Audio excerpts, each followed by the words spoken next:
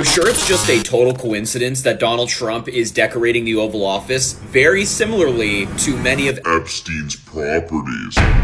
Tonight we're jumping back into the dark side of TikTok and you won't believe what I found. Welcome back, family. Before the video starts, I just want to thank all my channel members for the support. We're 7,000 off of 100K, so if you're seeing this, join the family. Let's go. This looks genius, but it's really not.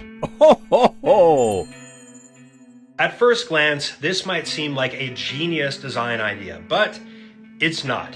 This doesn't work. This video that I got tagged in shows a car driving on the highway with 4 fans and these wires that lead down into the charging port for the vehicle, and it markets itself as an idea for recharging the car's battery while in motion, basically perpetual energy.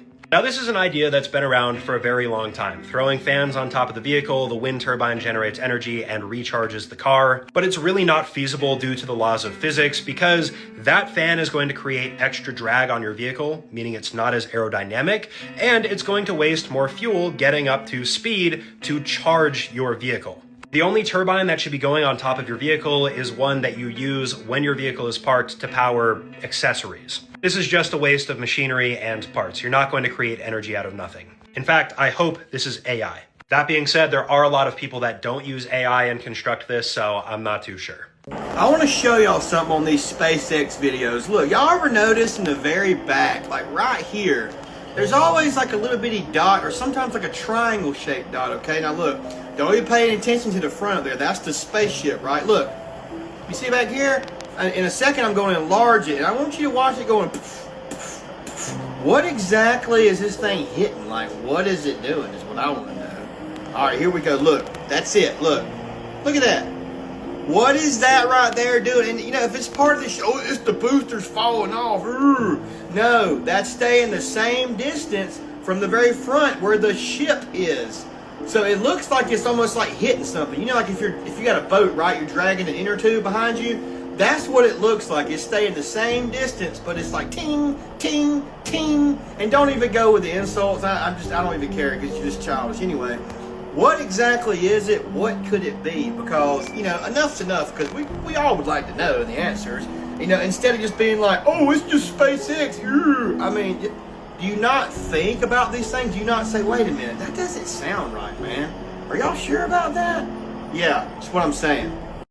Or it's just a total coincidence that Donald Trump is decorating the Oval Office very similarly to many of Epstein's properties. For example, this is Donald Trump's Oval Office. You can soak in all of the tacky gold trim. And then this is a photo of Epstein's mansion in Manhattan. You can see gold trim, gold trim, gold, gold. Here's Donald Trump's Oval Office. Again, just revolting. And here's another photo from Epstein's New York City mansion. No idea what's going on here, but you can see gold trimmings, and these light fixtures look very similar, don't they? Also worth pointing out that Epstein had a picture of him, Donald Trump, and Melania Trump in this Manhattan house. And by the way, Donald Trump decorated his Mar-a-Lago ballroom almost identically to that as well. It's just insane. And on that note, we still haven't gotten the Epstein files. Donald Trump still has not released them. And now lawmakers in both parties are getting concerned and they're asking for a briefing from Attorney General Pam Bondi on the status of the files. These are all the people that sent a letter to Pam Bondi asking for this briefing. You can see Republicans like Thomas Massie, Lisa Murkowski, and Democrats, of course. But look, I gotta be honest. When I saw this photo at first, I thought it was at Mar-a-Lago. But it's not. It's at Epstein's house. That is crazy. I could definitely see that, but it could also be a stretch. We did an Epstein's File deep dive part 1 yesterday, so if you guys haven't seen it, you can go check it out. It kind of got limited, basically meaning like I'm not getting paid fully from the video and it's not getting pushed to its full potential. But if you want to check it out, I'm going to tag it. Photos with disturbing backstories. These guys are praying for a murdered teammate, without knowing that the murder was present. Sam Cunin preparing for a rescue. Suffocated after rescuing 13 people. Just a photo of a guy in a plane. The man is Charles Sabraj, a serial killer heading home after being released in Nepal. Happy photo for friends. The gold car behind them detonated, taking the boy in red with it. Class photo of 1999. The shooters a few days before the Columbine High School massacre. Are these just two friends? These are two friends after being sentenced to life in prison for murder. A mistress nearly fell to her death while trying to escape her lover's wife. This took place in China. She is about 10 stories high, and this happened after her lover's wife came home early, so he didn't know what to do. He panicked and pushed his mistress out of the window. I mean, the dedication they have to not getting caught is absolutely insane. And as you can see, there is no balcony, there's barely a ledge to stand on, so concerned neighbors started recording her as she tried to get out of the view, which now had his wife inside. She then made her way over to the edge so she could try grabbing onto the pole, but ends up slipping and sliding down. I mean, she would literally lose her life, then come clean about what they're doing and face the consequences, and the man is nowhere to be seen. He clearly does not care what happens to her. She then starts banging on the next window she sees, and a man is able to pull her in to prevent her from falling. And this is just another angle to give you a perspective on how high she is. Let me know what you guys think about this, and as always, I'll keep you guys updated. I think we can agree that desperate times call for desperate measures.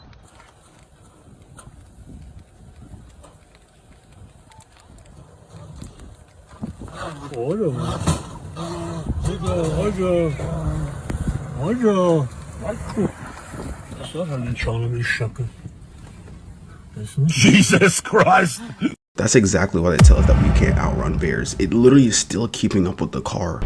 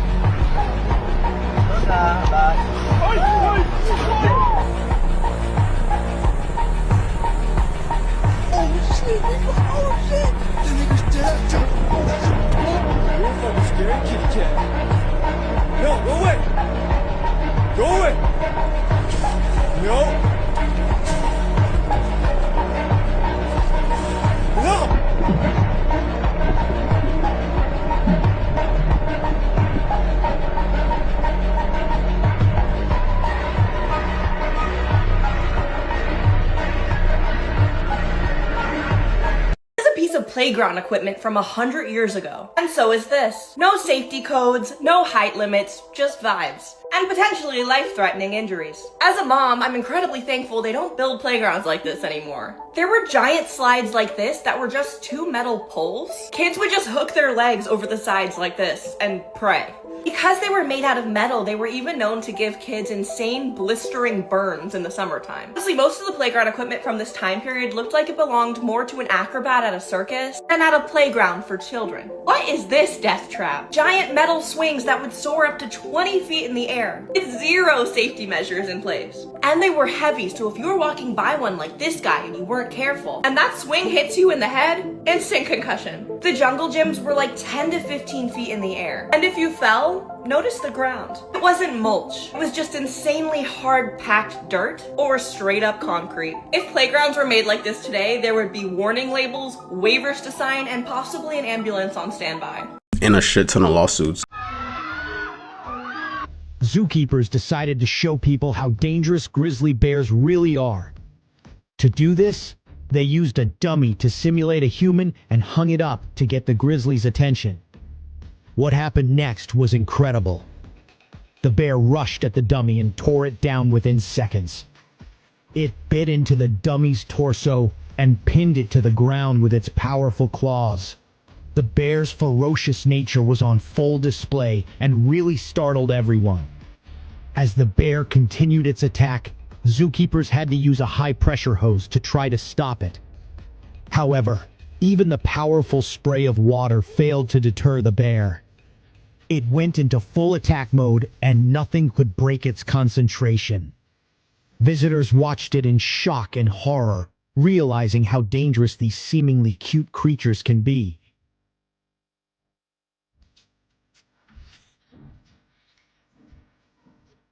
Play dead, they said.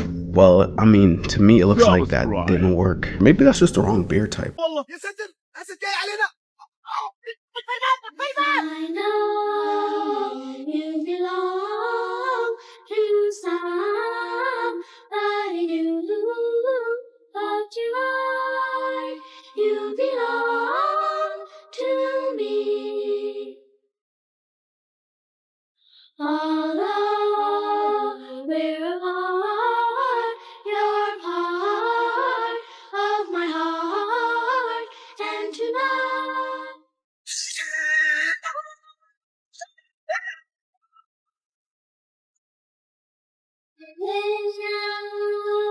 By the stream, how sweet it will seem once more, just to dream in light.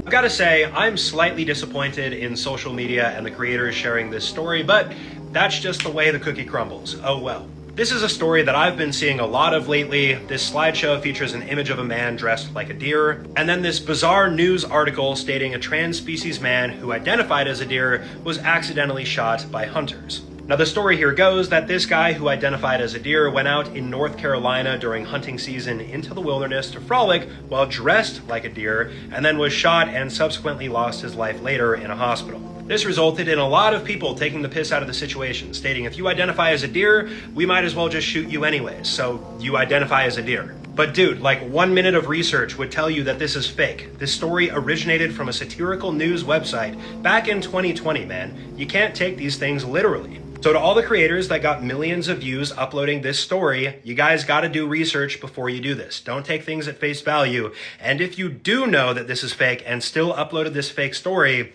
you gotta do better, man. Don't purposefully spread misinformation. Okay, hang on, baby. Did you put a flashlight? Oh my god. Maybe your snack. She's like, do you want a fig bar? Just a fig bar. He just wants a fig bar. Dude, that thing needs to chill out. He's still staring at Sammy.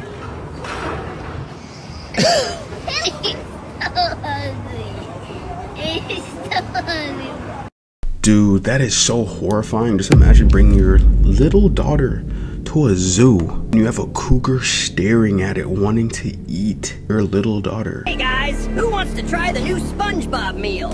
Stuffed with all 47 preservatives they don't want to tell you about. Everything on this tray has ingredients you can't pronounce. And trust me, buddy, they shouldn't even be in food.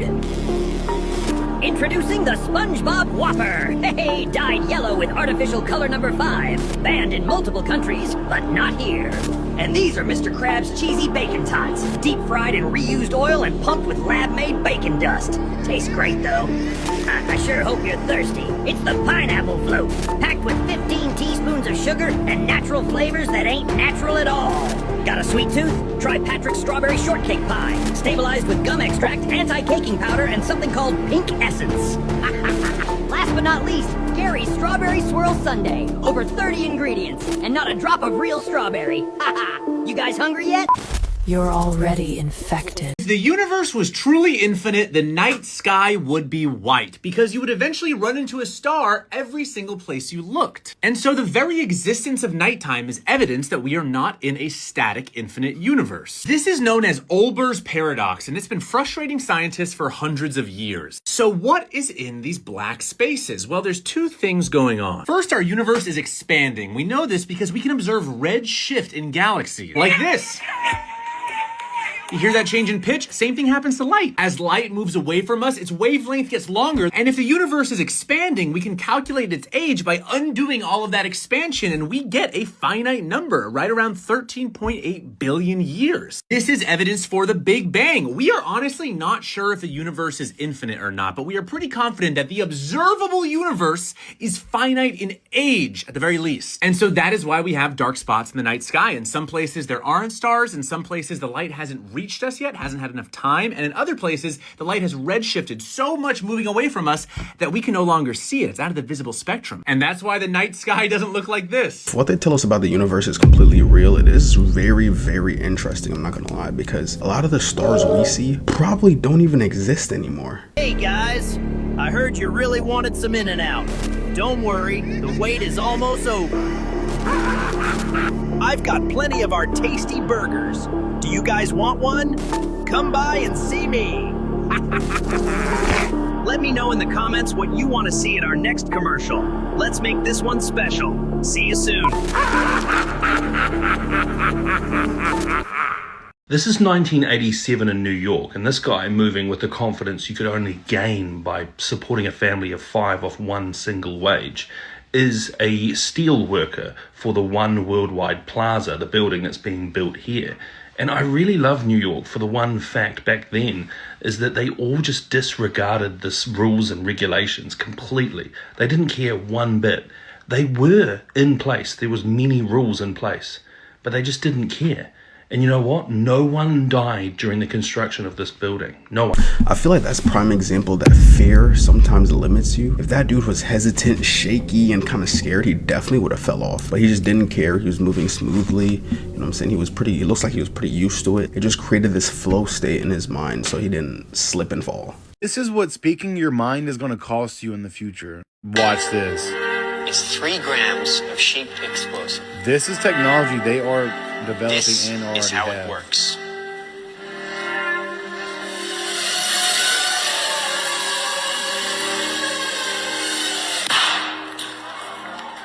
Did you see that? That's what's coming.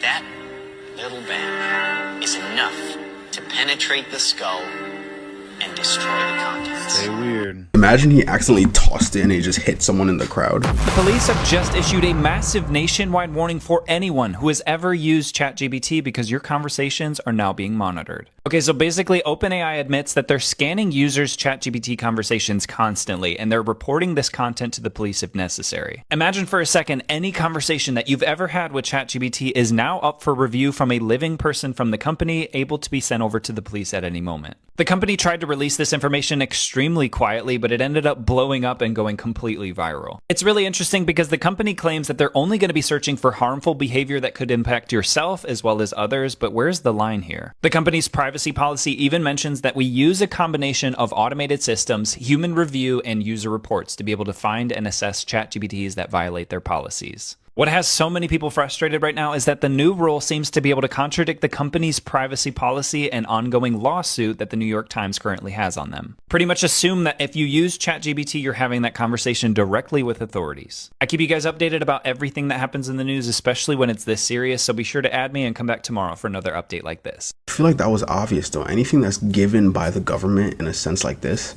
obviously they're going to be tracking it. All right, Jack, let's start it up and show them how it works.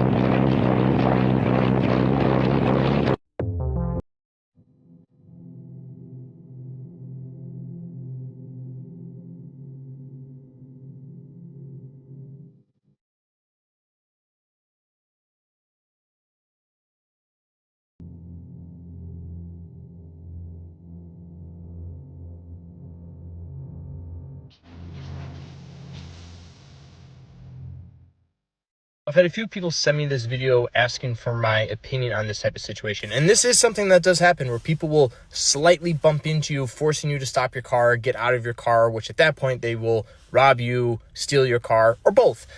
So my opinion on the situation, if somebody were to bump into you, as gentle as you saw in this video, before you just get out of your car right away, assess the situation. Look at where you're at. If there's nobody else around, if it's in the middle of the night, don't get out of your car.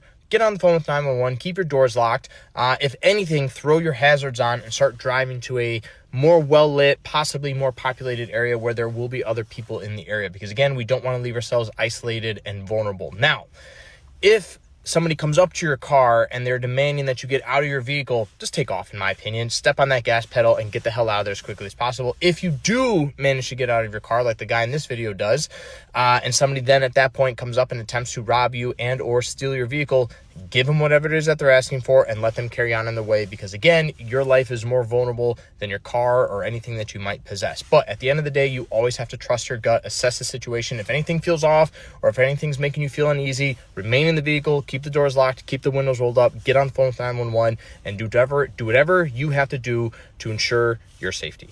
Stay safe. Yeah, definitely what that guy said, that was good advice, I'm not gonna lie. I remember like 4 or 5 years ago hearing that people used to slightly tap people, like tap into their cars, and then they used to just kidnap them. Russia has just tested the world's first nuclear torpedo that could sink the United Kingdom in hours. This is the Poseidon nuclear torpedo that will detonate underwater and cause a nuclear tsunami. Putin confirmed the tests, and scientists said the results were catastrophic. The torpedo is powered by a nuclear reactor and will have a nuclear warhead at the front, where it will then detonate underwater and cause the tsunami. The tsunami will be a nuclear tsunami, as the water will be infested with radiation. Putin is calling this a doomsday weapon, as once it's fired, there's no stopping it. Russia confirms that it can wipe out an island the size of the United Kingdom, plunging countries into a nuclear wasteland. Russia is assumed to have around 10 to 15 of these nuclear missiles that are 20 meters in length and uninterceptable. It's not possible to stop them.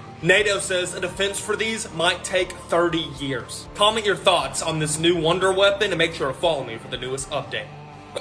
My thought is, what is the point of that? Like, let's say you want to take over England, I guess. If you do that, you can't even take over the land. That land is completely useless. Bro, it is so much worse than I thought. In a couple of months, you are going to have access to have a live-in robot that can do chores for you. This is what they're calling it. It's called Neo. Like pitching it on the subscription model, $500 a month, and again, can wash the dishes, can fold your laundry, etc. Allegedly, this is the fine print that they're not telling you. If you give this thing a task and it does not know how to complete that task, it will automatically tap into an associate at the company, a human, a customer service rep. That person then allegedly gains access to the eyes and the ears of the robot and has to manually control it like a video game in order to complete your task. I'll reiterate, your full-time live-in robot can automatically connect the eyes and ears to a person at a distance and can just roam your house.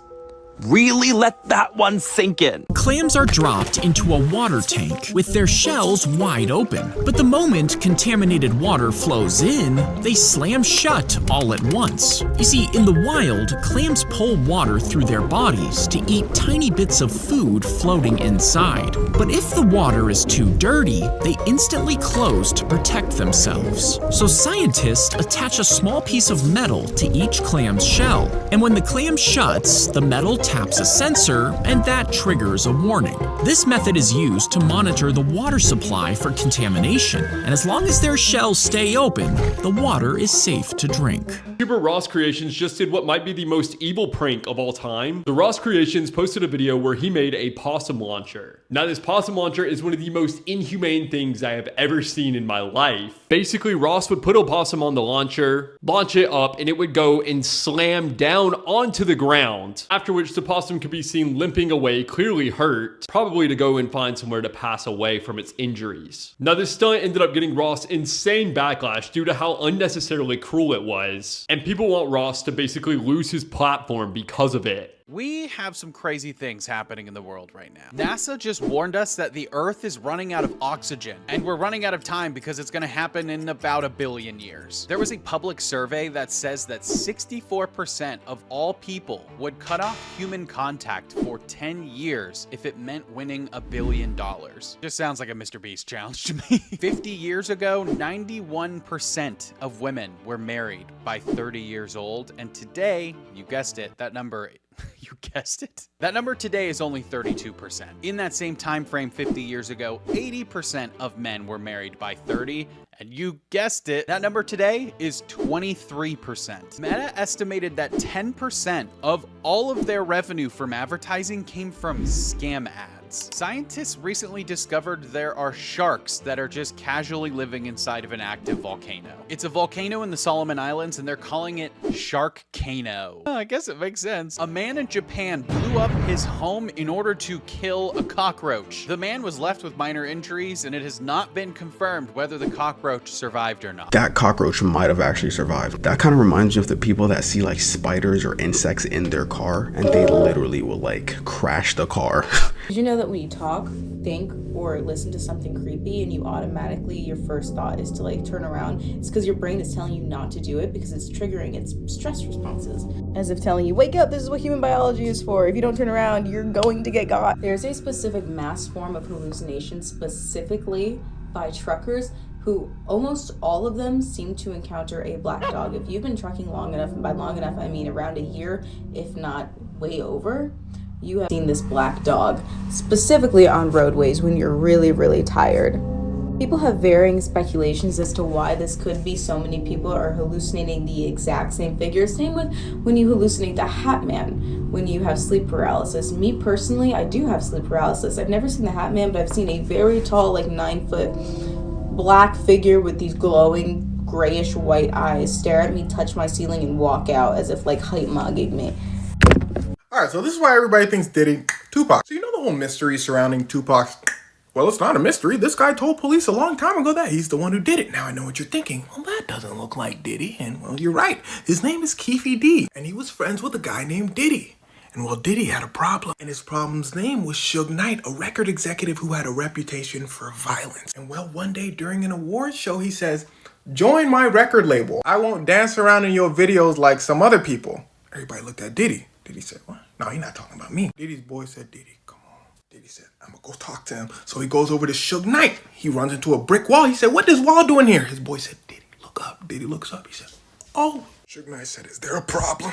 Diddy said, "No, I just want to know who you was talking about." Now, Diddy claims that Suge Knight said he was talking about somebody else and not him. But that's not what it looked like, because a few months later, Diddy and Suge Knight get in an argument at a party. Now, Diddy has some real around him, so he chilling. He said, "What, Suge?" But Suge wasn't worried, because see, there's something I forgot to tell you. Suge was affiliated with a group of individuals called the Bloods. For those of you that don't know, they were a gang that started in LA, and they had a legendary rivalry with another gang called the Crips. But remember that group of people I told you with Diddy? They were from the Crips. So the argument escalates to like a scuffle. Suge Knight and his really close friend against Diddy's crew. Diddy was like, "I thought we was just talking." Security then throws him out. Diddy's people walk over to Suge with a... Security tries to stop them, but Suge Knight's friend, Diddy said, "Oh snap." Diddy goes home. Diddy said he can't be that mad, right? Diddy's people said, he hung Vanilla Ice off a balcony. Diddy said, so he calls his friend, Keffe D. And well, it turns out Keffe D was also the leader of a group of Crips. Diddy tells him, "Yo, I'm terrified." Keffe D said, "Well, you should be. There's a war going on in LA because of what happened between you guys." Diddy said, "I ain't doing nothing." But everybody knows Suge Knight ain't trying to hear all that. So Diddy tells Keffe D he would appreciate it if Suge Knight was gone. But it wasn't like an official request. It wasn't too serious until Tupac Shakur. Now, there's something really important you gotta know. Before any of this happened, Tupac was upset at his close friend Biggie and Diddy because, listen closely, when Tupac was in New York, he was recording in a studio. Biggie and Diddy were in another room. At that studio, Tupac gets 5 times after an attempted robbery, but Tupac survives. He tells Biggie and Diddy, "I know y'all knew that was gonna happen." Biggie said, "Boy, do I look like Raven Simone." But you see, Tupac wasn't just spouting out crazy theories. The guy who Tupac had a relationship with Diddy, and well, Diddy was at the studio, and the streets talk. But not many people know this, but Tupac kind of got over it because he knew it was just a theory. But regardless, the East Coast and the West Coast split. People on the West Coast, where Tupac was from, was saying Biggie, and the East Coast, Tupac. But they weren't listening to what Tupac was saying. He said, "No, he didn't." Tupac said, "I just think he knew about it." And here's where things start to get wicked. A song drops from Biggie called "Who Shot Ya?" And it sounds like he's making fun of what happened to Tupac. Tupac loses it. Suge Knight approaches him and says, "Hey, you hate Biggie and Diddy. I hate Biggie and Diddy. Why don't you join my label?" Tupac also didn't have much choice because Suge Knight paid his bail, but that's besides the point. They team up. Tupac says, "Sure. Also, I should probably let you know I have the potential to end this whole thing." Tupac had a nuke called "Hit 'Em Up," a song considered as the greatest diss track of all time, where Tupac is going in on Diddy, Biggie, and anyone associated with them. Suge Knight said, "God damn, why didn't you release this?" Well, the story goes, somebody slid Diddy a copy of "Hit 'Em Up." Diddy said, "God, he can't release this." So Diddy takes the beat, and Diddy's label records a new song over it. Tupac hears the song, and he is pissed. But he holds on to his version so he could really make it venomous. And here's where things get wickeder. Biggie and Diddy are flying out to LA for an award show. The pilot said, "Now arriving in sunny California. Also, Diddy, Suge Knight still looking for you." Diddy said, what'd he say? The flight attendant said, oh, he said, we're cooking for you. Are you okay? Diddy said, oh. See, Diddy was still paranoid about what Suge Knight was finna do to him. And now Tupac on his ass too, he freaking out. Biggie said, chill, yo, they're not gonna do nothing. They did something. Biggie and Diddy arrive at the award show. Tupac wins an award, but they don't let him go on stage because the award show knew what he was on. They saw him backstage. He said, is Diddy here? They said, no, you can't go outside. Biggie then wins an award. Biggie then goes backstage with Diddy. Suge Knight and Tupac are backstage and it gets to cracking. Them boys start scuffling. Now, something important to note is the whole time Crips and Bloods are like mixed into this whole thing. Biggie's friend goes, man, what's good? He brings out the... But everybody gets separated before it could really escalate. And it's at this point Tupac is infuriated. Suge Knight tells him, drop the song, drop the nuke. Tupac throws the song away, walks in the studio, and explodes on the track. He goes off and records a way more violent and venomous version. Suge Knight was like, oh snap. Tupac then releases a song and it is a hit. Everyone's listening to it. But Diddy hears something else. He hears the anger. And Tupac was known to be a loose cannon. So he hits up Keefe D and he says, remember what we talked about Suge Knight? We'll add Tupac to the list too. And everything comes to a head in Las Vegas by pure coincidence. See, Mike Tyson's having a fight in Vegas and he invites his close friend Tupac to watch his fight. But Keefe D and Keefe D's nephew are there. Now pay attention, we about to start zigzagging. Somebody from Suge Knight's crew sees Keefe D's nephew. They tell Suge Knight, hey, that guy's part of the Crips. Suge Knight, blood affiliated. So they put the pause on Keefe D's nephew. Keefe D's nephew goes to Keefe D. He says, Suge Knight and Tupac put the pause on me. Keefe D says, well, I guess the Diddy deal is on. Focus. Keefe D then goes to a guy named Zip, a big time street guy whose job is to make sure this whole thing goes according to plan for Diddy. Zip tells Keefe D, Diddy said $1 million. Remember, your main target, Suge Knight. Keefe D says, gotcha. Suge Knight and Tupac are driving through Vegas when Keefe D and Keefe D's nephew pull up beside him.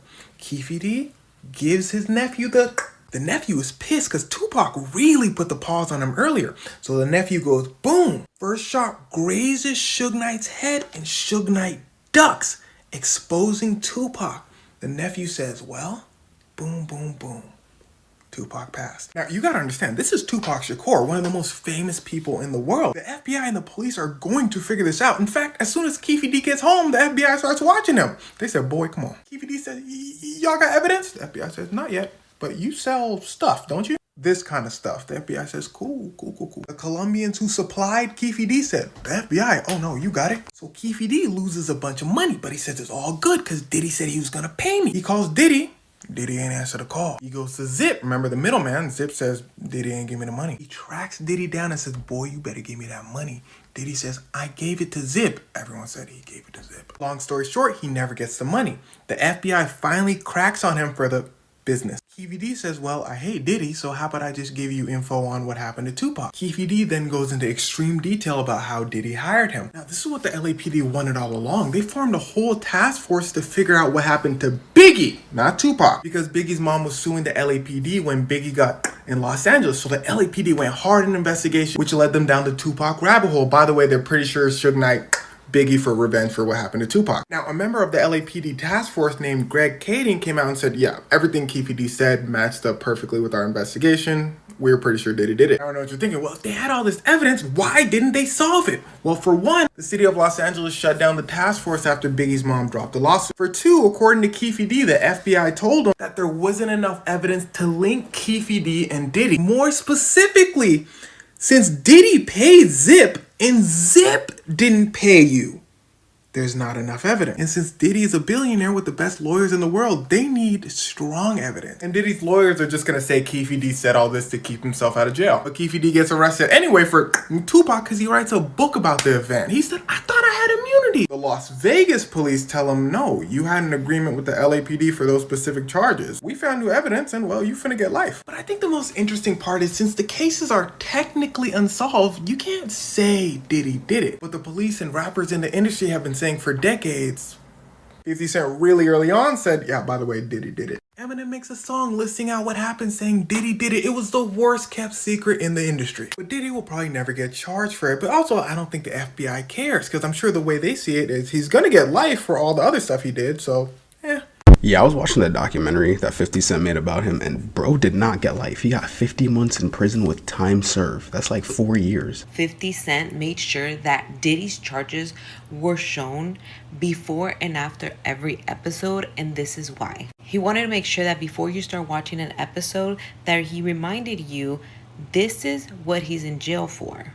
And after every episode, after you've seen the craziness, basically to tell you, let that sink in, that for all this, he only got 50 months in jail. And if you haven't watched it, you need to make sure to go watch, because the fact that Diddy celebrated Biggie's death anniversary by having a rake-off, what? And F you Diddy for what you did to Tupac, because it don't matter. It don't matter, you took him out. His legacy still bigger than what yours will ever be. And yes, this is all Diddy's mom's fault, because the fact that she just walked around like, yeah, that's my baby. And that juror, girl, you were fangirling, because even talking there, and he made sure that he added her so you guys would know that the juror selection and all that was BS. He knew what he was doing on this documentary, and I gave him a huge shout out, 50 Cent. I need to learn to be more petty nowadays. Let me know, what do you guys think? Yeah, if you guys haven't watched the documentary on Diddy, I watched the whole thing yesterday, and it was crazy. It was very interesting and weird. Definitely one of the more interesting things I've seen in a long time. But at the end of the day, Diddy is a billionaire, so you know what I'm saying? He had some of the best lawyers. The episodes that stood out the most was definitely episodes 2 and 3. That's where he talked about the Biggie and Tupac murder. And then episode 3 is that's when he started talking about Diddy's drug use and how he started to have freak-offs and all these weird things.